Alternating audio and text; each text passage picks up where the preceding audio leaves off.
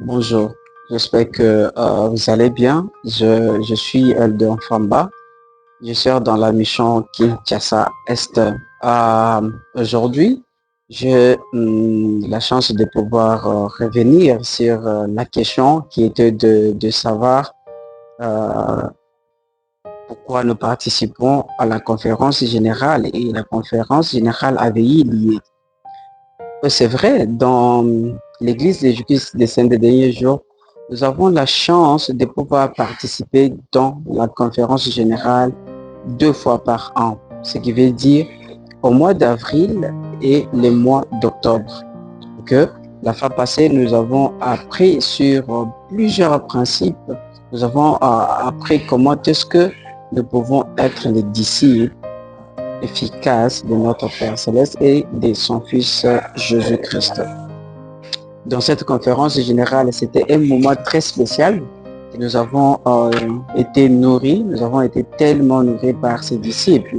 Nous avons écouté la voix des prophètes, nous avons écouté la voix de ses serviteurs que le Seigneur a appelés en ce jour pour guider son Église. C'est vrai, le Seigneur ne peut rien faire sans toutefois avoir révélé son secret à ses serviteurs et des prophètes. C'est pour cela aujourd'hui, écouter ou soit participer dans la conférence générale nous donne l'occasion de pouvoir écouter les prophètes, écouter aussi les dirigeants que le Seigneur, n'est-ce pas, a mis à notre disposition. Je pense qu'il y a plusieurs questions que les collègues ont posées et beaucoup plus d'amis, ils ont posé des questions de savoir qu'est-ce que vous avez appris pendant cette conférence.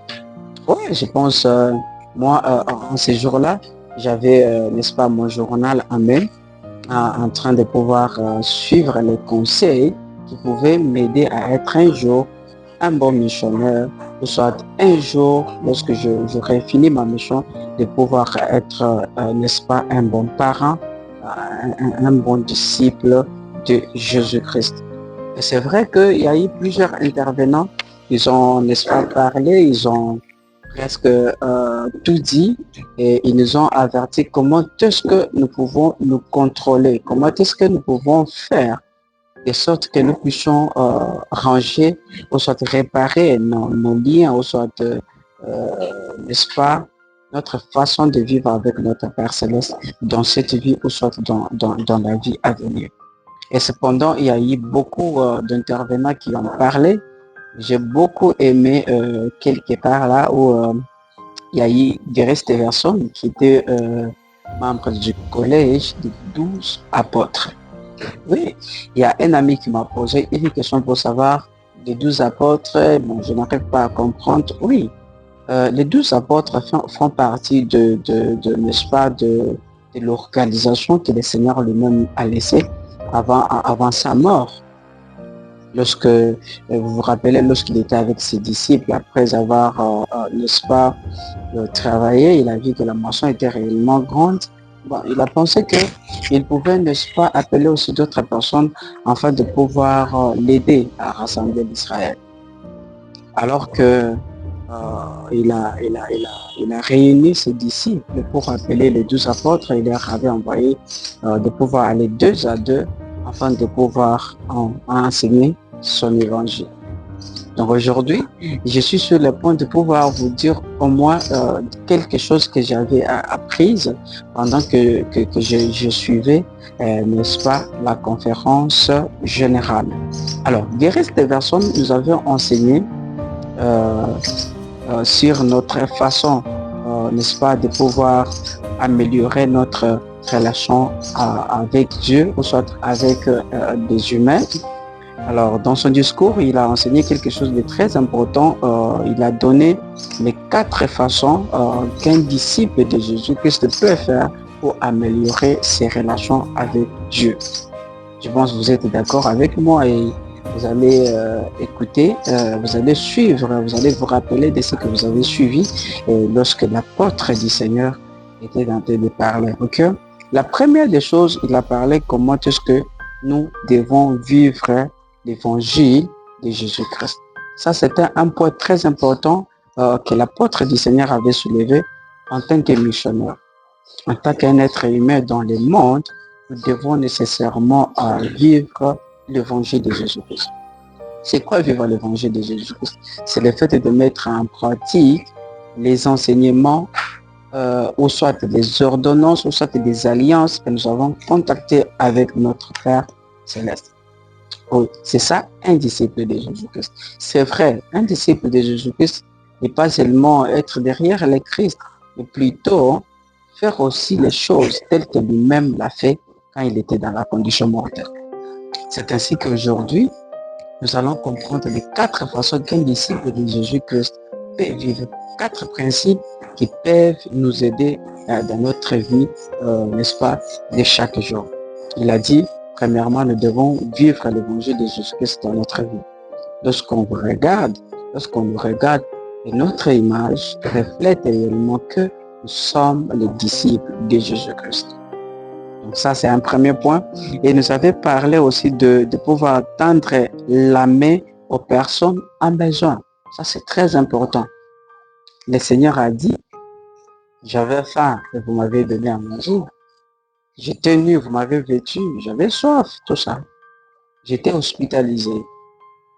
Alors, nous devons, n'est-ce pas, tendre la main avec le peu que nous avons, chers frères et sœurs, chers amis qui nous suivent en ce jour, de pouvoir faire en sorte que les personnes qui sont en besoin puissent aussi bénéficier de notre aide. C'est pour cela l'Église de Jésus-Christ des Saints des derniers jours, à travers ses serviteurs, nous enseigne chaque fois de pouvoir faire les biens, tendre la main aux personnes qui sont en besoin. Je pense que c'est très important lorsque nous mangeons avec les gens, lorsque nous prenons notre temps de pouvoir communier ensemble avec les personnes qui n'ont rien. Les dirigeants avaient encore parlé que nous devons aussi avoir l'amour tout en évitant les personnes à connaître l'évangile de Jésus-Christ. Oui, réellement. Le Seigneur veut que lorsque nous sommes bénis, il veut que nous soyons aussi des bénédictions pour d'autres personnes. Et aujourd'hui, vous avez été bénis, vous avez connu l'évangile de Jésus-Christ, vous avez appris les bons principes qui peuvent vous aider. Mais le Seigneur veut que vous puissiez tendre aussi la main à d'autres personnes afin de pouvoir goûter à cet évangile qui est vrai. Je pense pour ceux qui ont suivi la vidéo de la sœur Mbossa, et souvent elle explique sur les livres de Mormon. Je pense la sœur nous avait parlé de quelque chose de très important que nous devons encore savoir. Mais j'aimerais que nous puissions revenir sur, n'est-ce pas, la vision de prophète Élie qui a vécu 600 ans. Je pense le prophète avait fait quelque chose de très important, le moment où il a goûté au fruit de l'arbre de vie. Le prophète avait pensé de pouvoir inviter ses enfants afin de pouvoir goûter à cet arbre de vie, à ces fruits de l'arbre de vie. Je pense qu'il est de même, c'est un exemple très parfait que nous pouvons tous faire et nous pouvons tous suivre afin de pouvoir inviter d'autres personnes à connaître cet évangile, à goûter aussi à ces fruits qui est l'évangile de frère. C'est pour cela, en tant que missionnaire, nous avons la responsabilité de pouvoir briser les liens, de pouvoir aller partout afin de pouvoir porter ce message, cet évangile qui est l'évangile de Jésus-Christ à toutes les personnes. Et enfin, l'apôtre avait dit que nous devons unir les familles pour l'éternité. Voilà, ça c'est quelque chose de très important que nous devons nécessairement, n'est-ce pas, savoir. Parce que il y a beaucoup de personnes qui m'ont posé des questions. Oui, elles disent, comment est-ce que je peux faire pour unir les familles pour le temps et pour l'éternité? Oui, il y a plusieurs façons que nous pouvons faire pour unir les familles pour le temps et pour l'éternité. Je pense dans l'église de Jésus-Christ des Saints des derniers jours, il y a beaucoup d'enseignements qui nous enseignent comment est-ce que nous pouvons être unis. Parce que nous savons que l'exaltation n'est-ce pas, est familiale et le salut est individuel. Mais nous devons tous éviter souvent de pouvoir laisser les personnes dire que lui n'est pas de ma religion. Le Seigneur n'était pas venu pour un groupe de gens. Le Seigneur était venu pour tout le monde. Et si toutes les familles que nous vivons avec vous, ou soit la famille qui est sacrée, le Seigneur veut que nous puissions être unis, que nous puissions vivre l'évangile de Jésus-Christ dans nos familles, afin de pouvoir arracher beaucoup plus de bénédictions. Je vais finir par un témoignage qu'un frère a dit que lorsqu'il vivait dans l'Ussel, je ne sais pas, il me disait que il n'y avait pas beaucoup plus de portes il n'y avait pas trop de bénédictions dans sa vie. Et les jours où il avait décidé de pouvoir respecter d'abord le commandement du Seigneur, de pouvoir entrer en relation avec la personne, tout en respectant les conditions du mariage, comme le Seigneur veut, ce jour-là, il avait reçu beaucoup plus de bénédictions. Et c'était un exemple très parfait que nous pouvons tous suivre. Et lorsque nous prenons le temps de pouvoir honorer nos sœurs, tout en entrant en relation avec eux, tout en respectant les conditions que le Seigneur veut que nous puissions nous marier, et je pense que le Seigneur nous bénit et il nous bénira beaucoup. Unir les familles, et c'est lorsque nous trouvons ces personnes en besoin. Et lorsque ces personnes n'ont pas l'évangile, lorsqu'il y a des discordes, lorsqu'il y a de tribulations, lorsqu'il y a des querelles dans des familles, en tant qu'un disciple de Jésus-Christ, nous sommes appelés, nous sommes tous invités à pouvoir donner la paix, la joie dans ce genre de familles, afin de pouvoir les aider à connaître que la famille est vraiment essentielle devant les plans, soit devant aux yeux de notre Père Céleste. C'est ça les conseils que j'ai appris pendant la conférence générale. Je pense que vous aussi, vous avez au moins appris que pendant cette conférence générale, les conseils très importants. Je vous supplie de pouvoir afficher ça dans les commentaires afin que nous puissions aussi vous lire, afin que nous puissions profiter au moins quelque chose de ce que vous avez au moins appris pendant que vous suivez la conférence générale.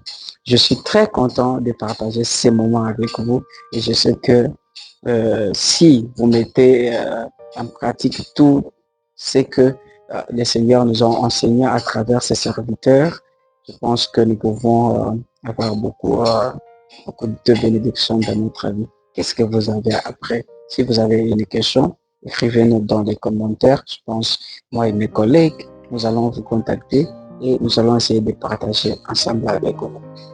Bye.